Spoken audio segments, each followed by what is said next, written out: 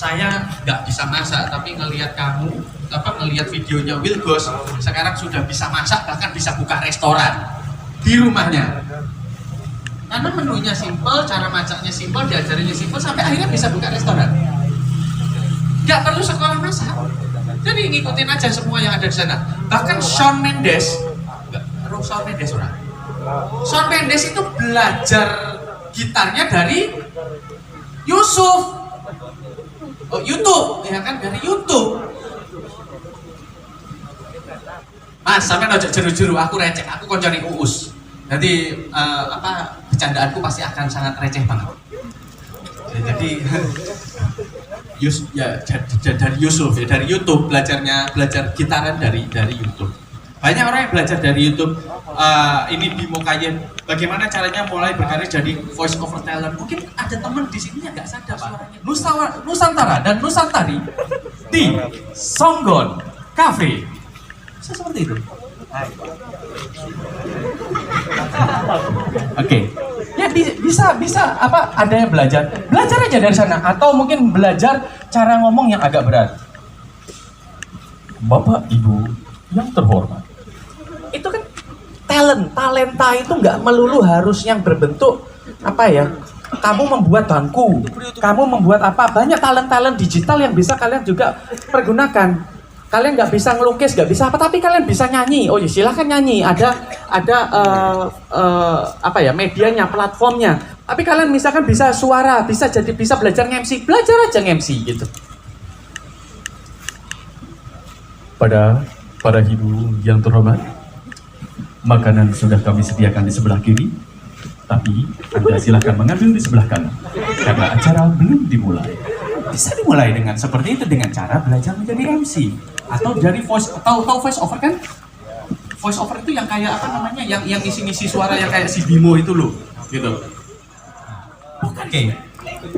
Cara cepat mengatasi motor mogok yang nggak mau nyala, belajar lo bisa dari sini. Bahkan sedihnya kemarin ada yang yang merakit waktu lebaran kemarin ada yang merakit petasan, belajarnya dari YouTube. Akhirnya meninggoy,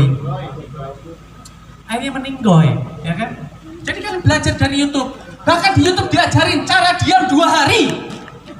Cari di YouTube cara berdiam diri selama 2 hari, diam aja dia. Kalian diajari biar diam gitu di rumah, gimana caranya biar tidak berbuat yang aneh-aneh, ya kan? Nah, jadi di Yusuf itu ada banyak apa aja, ya. Yusuf. Next. Nah, jadi peluang-peluang itu adanya kalau misalkan kita bisa memainkan beberapa hal. Salah satunya adalah attitude.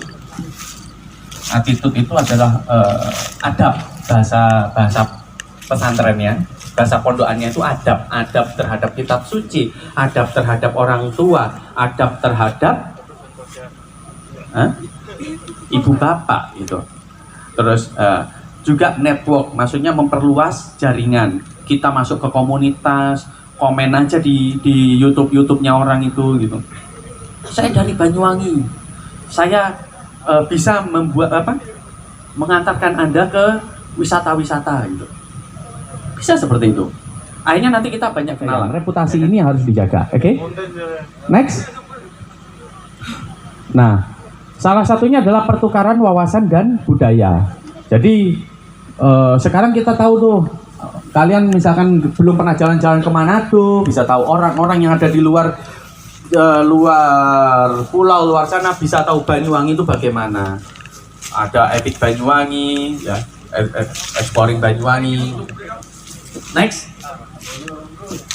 Oke, ini salah satu wawasan kebangsaan juga. Ini saya yang bikin ini, memproduseri konten ini bersama teman-teman saya di Jakarta. Kemarin saya waktu terbang ke Jakarta, saya sempat bikin ini. Mungkin bisa dilihat. Play.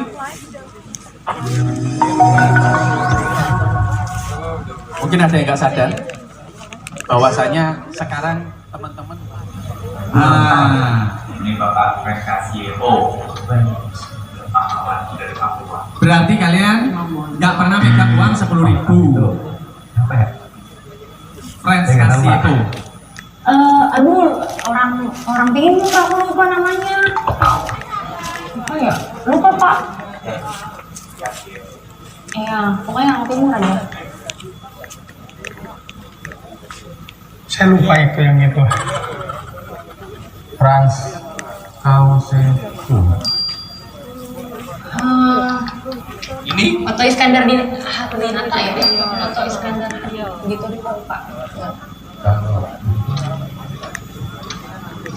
kelihatan nggak pernah ya megang uang 20.000. Karena kita semua nanti pastinya nggak akan megang uang digital. Isinya adalah e-banking. Horor. Iya. Oh ini Oto Iskandar Dinata. Atau Pak? Oh Oto Iskandar Dinata. Nggak tahu. Oh iya. Sama saya juga lupa. Asli lupa tapi tahu duitnya. Tahu ini siapa? Siapa? Siapa? Kurang tahu. Nih, Gusti. Di Gusti? Lah, ini siapa ya? Sering buat jajan ya kan, beli rokok tapi nggak tahu dilihatin namanya siapa. Itu pahlawan Itu. tuh itu. Sekarang apa ya? Siapa sih? Aduh, 50.000 lagi. Sekarang apa kan? Atau Bung Karno? Ini lama ya? Lama. Nggak tahu Pak. Sumpah nggak tahu. Nggak tahu. Orang Jakarta aja nggak tahu, ini orang Jakarta semua ini. Familiar nih. Siapa sih Pak? Nah ini Soekarno Hatta sama aduh aku lupa. Soekarno katanya satu orang. Soekarno. Oh Soekarno sama Bung Hatta. Iya. Oh ini Presiden Soekarno dan Muhammad Hatta. Soekarno. Muhammad Hatta. Soekarno. Sama? Muhammad Hatta. Soekarno sama Bung Hatta. Nah, kalau ini presiden pertama kita Soekarno Hatta dan Soekarno dan Muhammad Hatta. Oke, next. Ya, sedikit iklan ini konten yang saya bikin. Nah, contoh misteri sebelah Banyuwangi. Kemarin Banyuwangi sempat terkenal dengan yang namanya Desa Penari, ya kan? Sampai tanya ke saya, di Banyuwangi itu Desa Penari itu gimana? Nah, itu misterinya bro. Kenapa? Gak ada yang tahu bro sampai sekarang. Namanya juga cerita ya kan, tetap akan lebih menghafalkan selain mungkin skrip berita. Aku sayang padamu, mantili. Aku tidak. Ya kan seperti itu. Mungkin kalian begitu tapi tetap dapat nggak tahu kalian kerjanya apa. Akhirnya kalian dibilang babi. Ini yang terjadi kemarin. Saya yang paling takut. Saya yang paling takut dengan berita ini. Bukan balik, salah konco. Jadi gini, kami di Jawa sama teman aku nilai 1.000. Iya. Berarti kan ekspektasinya harapannya adalah baliknya kan paling 1.000. Sedangkan pinjol nggak gitu. Pinjol itu pinjamnya duitnya dua orang gitu. Pinjol itu bukan teman kalian. Makanya hati-hati ketika kita mulai meminjam kepada ini. Apalagi bunganya dia pasti di atas bunga bank. Ya, hati-hati. Apalagi ketika ada pencurian identitas. Ya, jangan mau di foto KTP, ya kan? Dimintain teman KTP karena KTP atau KK bisa dibuat daftar apa? Pinjol. Selain itu apa mana? Apa mana? Buat daftar SIM card. SIM cardnya kalau dibuat nelpon ya nggak apa-apa, tapi kalau dibuat itu ya apa? Hah? Loh, saya tanganin ini udah ratusan ribu case. Ya. Next. Sisi negatifnya sosial media dan segala macamnya adalah haus pujian. Ya kan? Nisa Sabian, I love you so much. Ini Adi Tahir. Ya. Dia haus pujian biar bisa eksis lagi di dunia digital. Ini sudah penyakit istilahnya. Next. Hah? 2 menit break. 10 menit boleh? Oh ya. Ya, haus pujian. Ada yang apa menghadang-hadang truk. Next. Tahu kan yang menghadang-hadang truk itu biar dikira keren apa segala macam tapi mati akhirnya kemarin kan. Gangguan mental ya, FOMO, fear of missing out. Next, dikit lagi Pak. Ya, tindakan pencegahan yaitu dengan melakukan double check. Jadi kalau ada sesuatu kita harus melakukan double check. Next, double check itu kemana? Ya via Google ya. Kayak kemarin pemutihan Simpores, simpan gambarnya, upload gambarnya di image.google.co.id, lihat gambarnya sudah bertengger di mana aja. Contohnya dulu adalah gambarnya artis Thailand yang banyak yang digemar-gemari oleh orang Indonesia. Next. Ya. Apakah benar? Apakah membantu? Apakah menginspirasi? Apakah ini dibutuhkan? Apakah ini baik? Itu sebelum kita mengupload segala sesuatunya. Ya, dicek dulu. Next. Tidak mudah tergiur. Mbak tadi tergiur karena mau dapat bonus. Ya kan? Ada yang sampai sekarang masih dikasih SMS dapat bonus, dapat uang, dapat apa, tapi kita nggak pernah merasa ada hubungannya dengan itu gitu loh. Jadi sekarang kita pikirkan baik-baik dengan logika untuk apakah ada sultan yang mau melamar Mbak, tiba-tiba Mbak mau jadi istrinya sultan, Mbak percaya itu akan terjadi? Ya, berarti Mbak bangun tidur ya. Kalau ada yang masih percaya berarti itu sedang tidur. Kalau ada yang percaya tiba-tiba sampai dikasih 50 juta cuma-cuma, percaya sampai Mas? Nah, gitu. Jadi kalau bahasa ininya there is no freelance, nggak ada makan siang gratis kalau misalkan kita tidak disuruh ini, disuruh itu, disuruh apa segala macam, aneh-aneh pasti. Ya, hati-hati. Next. Jadi penipu itu memanfaatkan tiga faktor, namanya fear, trust, desire, takut, percaya, dan keinginan. Jadi dengan dua hal ini, contohnya fear sama trust, contohnya dia memanfaatkan takut. Kalian pasti pernah dengar penipuan berbentuk ini. Halo, selamat siang, kami dari kepolisian melaporkan bahwasanya anak Anda masuk kami tangkap narkoba. Pernah dengar? Belakangnya bunyi wiu wiu wiu wiu gitu kan? Karena dia ingin membuat namanya rasa percaya dan memanfaatkan namanya rasa takut. Kita harus mengontrol yang namanya rasa takut dan mulai memfilter dengan namanya rasa percaya. Setelah itu kita harus bisa mengendalikan yang namanya keinginan. Nah, ini kita akan bisa dijauhi dari yang namanya penipuan. Oke, next. Ya, dan kita harus mengamankan identitas pribadi. Hati-hati. Identitas pribadi, nomor telepon jangan diumbar di bio Instagram. Ya, nomor telepon jangan di alamat rumah jangan ditaruh di bio Instagram. Ya kan? Ukuran kaos, ukuran sepatu gak usah. Nanti kalau kamu ditipu kayak gitu gimana? Mbak, ukuran sepatu 41, Anda mendapatkan hadiah, langsung di DM kayak gitu. Mau ditipu sama ini, Mbak? Hati-hati, saya penipu. Ya, hati-hati itu. Makanya tidak akan pernah ada sultan yang datang moro-moro nelpon, aku ingin menikahimu Adinda. Bullshit gitu. Ya, hati-hati itu, oke? Adinda. Yang mana? Gak ada. Next. Ya. So, ini adalah kata penutupnya, yaitu tahu apa yang akan Anda lakukan di internet. Jadi kalau kalian merasa aku setelah ditangkap, dikepui, menangis segala macam, kamu tahu kenapa kamu menghina-hina ini? Saya nggak tahu apa yang saya lakukan. Nggak mungkin itu, ya kan? Tidak memberikan informasi pribadi Anda ke orang lain. Jadi ada yang DM, Pak alamatnya di mana, kita mau kirim sesuatu. Kalau nggak resmi, jangan.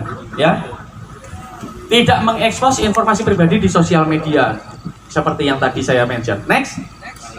Terima kasih. Dari saya, Assalamualaikum warahmatullahi wabarakatuh. Baik, terima kasih buat ada yang disuruh yang telah memberikan materi. Nanya bayar, Pak?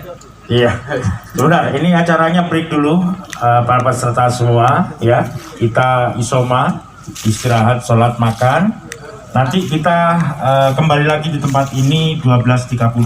Atau bisa lanjut nanya dua aja boleh? Oh gitu. Saya jawabnya cepat. Siap. Nah, monggo kami persilakan dua penanya buat Bang Abeng.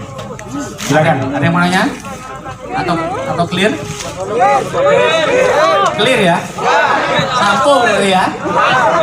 Sampo, Pak. Siap, sampo clear. Oke, terima kasih. Ya, jangan terburu-buru dulu. Isoma, istirahat, sholat makan. Nanti kita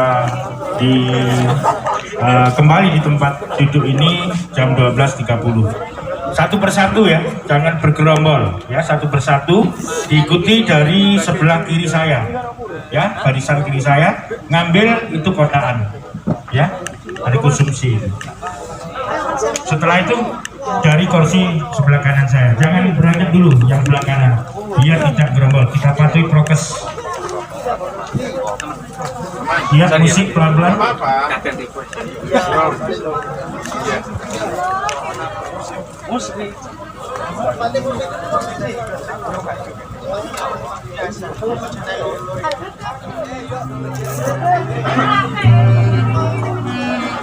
Izin ambil gambarnya mas. Nggih, Izin ambil gambar. nggih, monggo.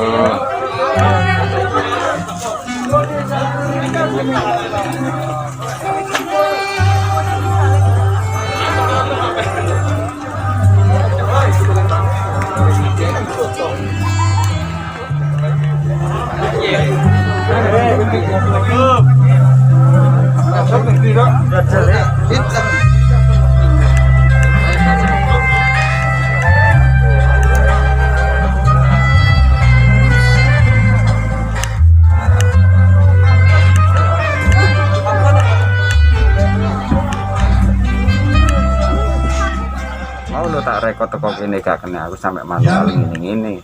Namun saat meluruskan sejarah tanggal 29 itu ada 12 orang anggota sidang PUBK yang menyampaikan rumusan, tapi bukan tentang dasar negara. Jadi ada 12 orang anggota sidang PUBK di tanggal 29 yang menyampaikan di depan forum tanggal 29. Kemudian di tanggal 31 ada 13 orang yang menyampaikan isi pemikirannya tentang dasar negara. Tanggal 31. Nah, kemudian tanggal 31 dalam artikel itu disampaikan di sana tanggal 29 adalah Supomo, tanggal Muhammad Yamin, tanggal 31 adalah Supomo dan kawan-kawan, ada 13 orang.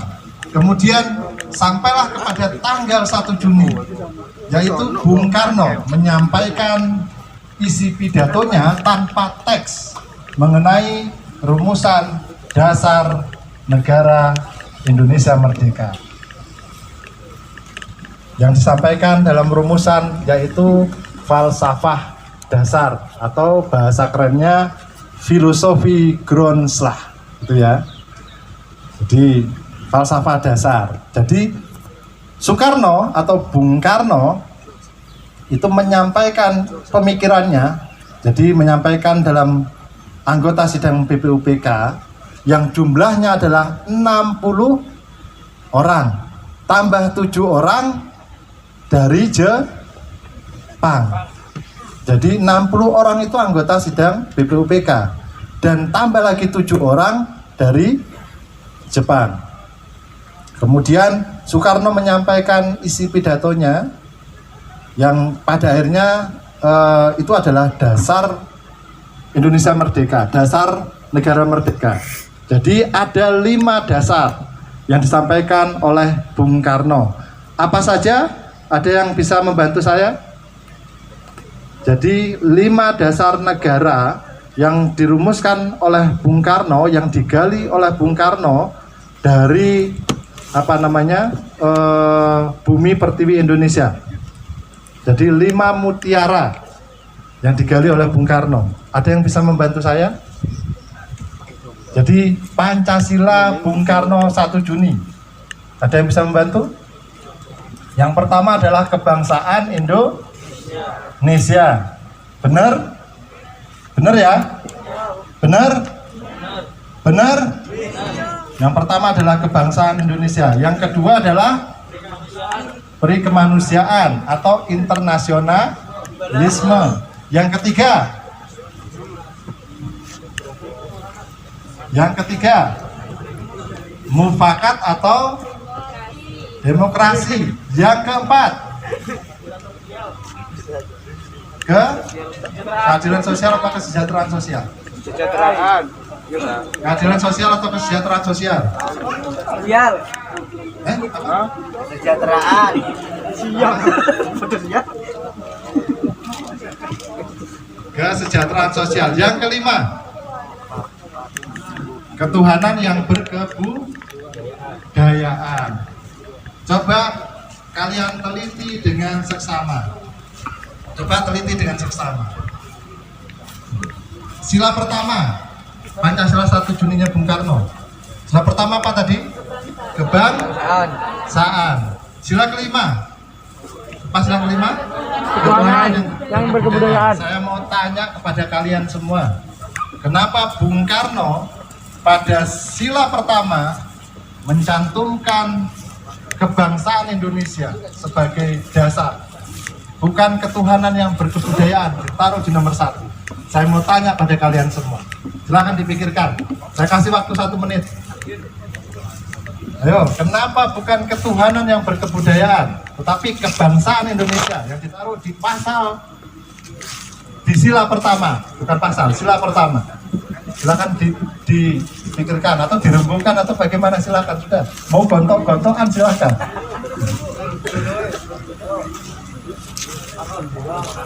Silahkan. Kenapa Bung Karno menyampaikan sila pertama adalah kebangsaan Indonesia, bukan ketuhanan yang berkebudayaan, tetapi ketuhanan yang berkebudayaan ditaruh di sila ke-5? Ada yang bisa jawab? Kalau bisa jawab, saya kasih. Ya. Karena terdiri dari bangsa-bangsa. Terdiri dari bangsa-bangsa. Iya. Dari bangsa Indonesia, bangsa Amerika, bangsa gitu. Apa? Karena ayo, yang sedikit nyaris bisa menjawab ini, saya punya buku di rumah. Bukunya isinya Soekarno, Islam dan Pancasila. Nah, tak kasih. Kalau di mobil sudah ada, tapi sudah tak kupas plastiknya. Kalau mau ya itu yang diambil. Ayo, yang sedikit benar saya kasih buku. Ya silakan. Mas Yanto, bantu itu. Mbak siapa namanya itu mau menjawab. Mbak Dinda.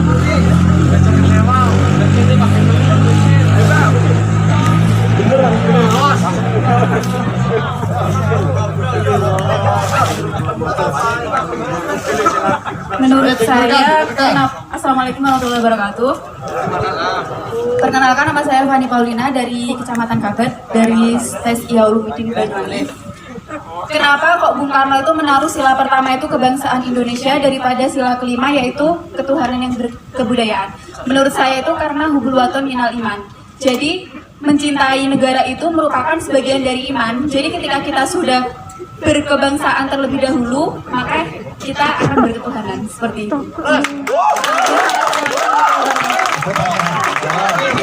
Makanya siapa?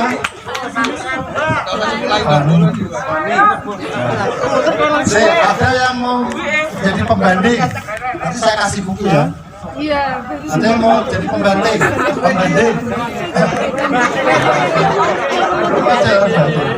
Silakan. Dapat buku. Judulnya Soekarno, Islam dan Pancasila. Ayo, saya kasih buku itu. Ada lagi? Tidak mau, tidak ada lagi? Nggak ada? Ya sudah, nanti bukunya mau diambil yang sudah dikupas kulitnya atau saya kasih yang masih Ryan segelan? Yang masih segel ya nanti ya. Oleh buku. Berarti bener Pak ya? Ya nyaris bener. Ya artinya tidak ada yang benar, yang absolut atau sempurna, tidak ada. Kita sama-sama belajar, tetapi harus diluruskan sejarahnya, gitu ya. Kamu benar sebetulnya, tapi kan nyontek dari Mas Yanto.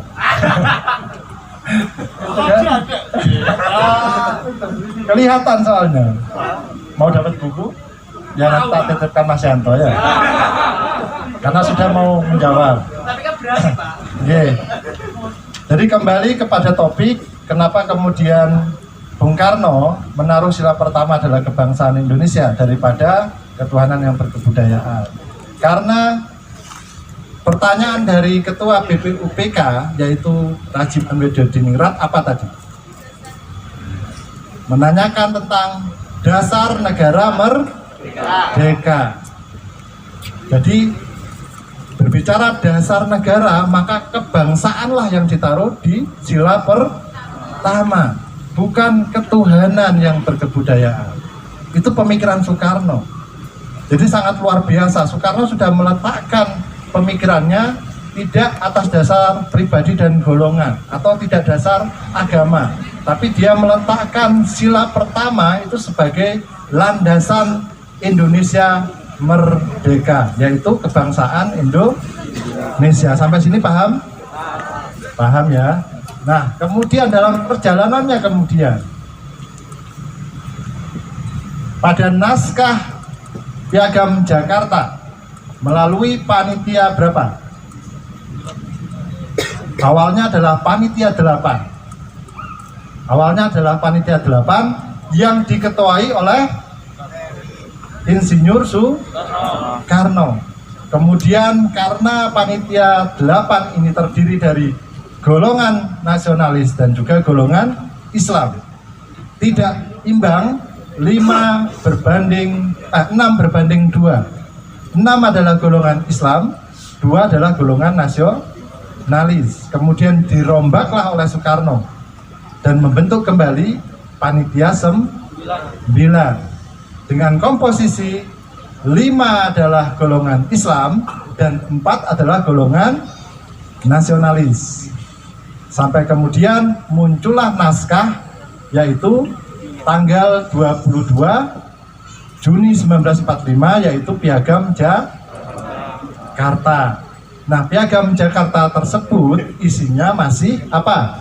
Sila pertama. Sila pertama apa? Sila pertama Piagam Jakarta apa? Ketuhanan yang Maha Esa dengan menjalankan syariat Islam bagi pemeluknya, begitu ya? Benar nggak Piagam Jakarta isinya begitu? Yang kedua sampai kelima sama. Yang kedua apa? Yang kedua kemanusiaan. Yang ketiga persatuan. Yang keempat kerakyatan. Bla bla bla. Yang kelima keadilan sosial. Jadi naskah Piagam Jakarta masih berbunyi ketuhanan yang Maha Esa dengan syarat Islam bagi pemeluknya, begitu ya? Itu naskah Piagam Jakarta. Kemudian dalam rumusan berikutnya yang pada akhirnya menjadi teks final pada tanggal berapa? 18 Agustus 1945 yang tertuang dalam Undang-Undang Dasar 1945 di pembukaan, betul? Di preambul ya? Di preambul kan ada itu, hafal Undang-Undang Dasar. Pembukaan bahwa sesungguhnya Indonesia, sesungguhnya kemerdekaan itu ialah hak segala bangsa dan oleh sebab itu bla bla bla. Di alinea keempat kalau tidak salah, begitu Mas Slamet ya? Nah, di situ baru ketuhanan yang Maha Esa, manusiaan yang adil dan beradab. Sampai sini sudah mulai menemukan bahwa oh ternyata begini, ternyata saya lupa, ternyata saya tidak belajar dasar negara Indonesia merdeka misalnya.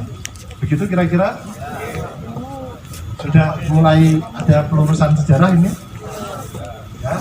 Nah, PPKI atau Dokurutsu Jumbi Inka itu yang kemudian pada akhirnya teks final di preambul di Undang-Undang Dasar itu benar-benar sebagai panitianya, yaitu itu terjadi desoekarnoisasi. Apa desoekarnoisasi? Apa bahasanya desoekarnoisasi ini apa ya? Jadi menghilangkan sejarah tentang Soekarno. menghilangkan pemikiran tentang Soekarno. Itu namanya desoekarnoisasi. Jadi kita yang tahu ini ya, yang tidak tahu sejarah, yang hanya mendengar dari bapak guru dan ibu guru di sekolah, pasti Bung Karno adalah proklamator, kan hanya begitu. Iya kan? Bung Karno adalah presiden pertama. Padahal situ Bung Karno adalah penggali Pancasila. Itu kan nggak tersampaikan kan? Paling yang jenengan tahu bahwa Pancasila itu 18 Agustus. Pancasila itu adalah 22